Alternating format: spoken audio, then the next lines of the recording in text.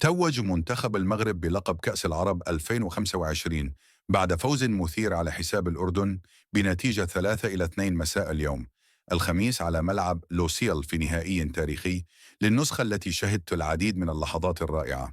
حصد المغرب اللقب بعد مباراة درامية بكل معنى الكلمة، حيث كانت كلمة التقدم للمغرب بهدف عالمي سجله أسامة طنان في الدقيقة الرابعة، بينما تعادل علي علوان للأردن في الدقيقة 48.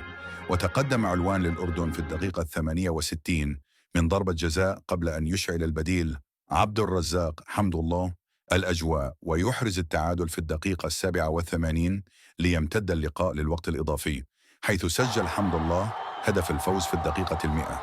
وتوج منتخب المغرب باللقب بقيادة مدربه طارق السكتيوي للمرة الثانية في تاريخه بعد التتويج بنسخة 2012، بينما انتهت مغامرة الهشامة بقيادة المدرب المغربي جمال السلامي بعد أن تلقى الهزيمة الأولى بالبطولة بعد 5 انتصارات.